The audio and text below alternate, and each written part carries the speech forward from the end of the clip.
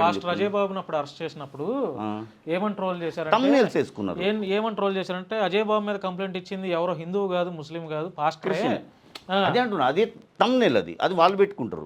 ఇప్పుడు మీరు కూడా వేసిన తర్వాత ఏదో ఒకటి తమ్నేల్స్ ఉంటుంది, నేను అలా పెట్టను, ఫ్యాక్ట్ ఏదైతే ఉందో అదే పెడతాం. అది వాళ్ళు పెట్టుకున్నారు. మరి మీరు ఎందుకు ఖండించలేదు? నేను పాస్టర్ని కదా చెప్పాను, ఇప్పుడు మీకు కూడా చెప్పాను కదా, ఇప్పుడు మీకు కూడా చెప్పాను. చెప్పినా కూడా వినలేదా? ఇవి వాళ్ళు వేసుకున్నారు, వాళ్ళకి ఏదో హైప్ గురించో లేకపోతే దేని గురించో వేసుకుంటారు. లేదా ఇప్పుడు ఇంటర్వ్యూ మన ఇద్దరి మధ్య జరుగుతుంది, ఇచ్చిన తర్వాత మీరు వెళ్ళిపోతారు.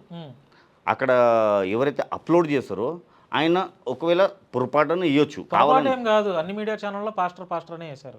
వాళ్ళు మరి ఇష్టం. మీరు పాస్టర్ కాదు. నేను కాదు, నాకు అవసరం కూడా లేదు. నాకు డైరెక్ట్ గా స్ట్రైట్ గా చెప్పండి. కానీ పాస్టర్ ఇలాంటి వాళ్ళకి పాస్టర్ అనుకోండి, ఇలాంటి వాళ్ళకి, ఇలాంటి ఇలాంటి వాళ్ళకి పాస్టర్, ఇలాంటి వాళ్ళకే, అందరికీ కాదు. అందరు కాదు, అవసరం కూడా లేదు. ఎంతమంది ఉంటారండి మీ చర్చ్ మెంబర్స్? సార్ మాది రోమన్ క్యాథలిక్ అంటే మేము భారతదేశం ఏదో సంస్కృతి ఉందో అదంతా పాటిస్తారు. ఓకే. ఎక్కడ మీ చర్చ్? ఎక్కడ? సికింద్రాబాద్లోనే. మీరు వెళ్ళేది కూడా ఇప్పుడు అక్కడికి? అక్కడ అని కాదు, మా కొన్ని చర్చిలు ఉంటుంది, కొన్ని సంఘాలు ఉన్నాయి. సంఘాలు కాదు, మా చర్చెస్లోనే కొన్ని బ్రాంచెస్ ఉంటాయి. ఇప్పుడు చర్చ్ అంటే మంచి మాట చెప్పారు. మీరు ఏ స్కూల్ చదివారు? నేను స్కూల్ అండి సెయింట్ జేవియర్ అని, అది మా చర్చ్ అనమాట. ఆ సెయింట్ అనేది మాది.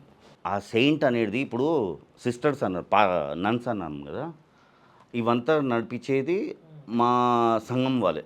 ఈ సెయింట్స్ ఏదైతే చర్చిలు ఉందో ఇక్కడ కాదు, ఈవెన్ ఊటీ కానివ్వండి, పెద్ద పెద్ద నార్త్ ఇండియాలో కూడా చర్చెస్ ఉంది మాది, స్కూల్స్ కాలేజెస్ ఉంది. అక్కడ చదువుకున్న వాళ్ళందరూ ఈరోజు జగన్ కానివ్వండి, హై లెవెల్స్లో మినిస్టర్ కానివ్వండి, పెద్ద పెద్ద నాయకులు లేదా ఇంజనీర్స్, డాక్టర్స్ చాలా మటుకు ఒక 70 to 80% సెయింట్ స్కూల్లో చదువుకున్న వాళ్ళు. అంటే క్యాథలిక్ స్కూల్లో, ఆ క్యాథలిక్ స్కూల్లో చదువుకున్న వాళ్ళు 90%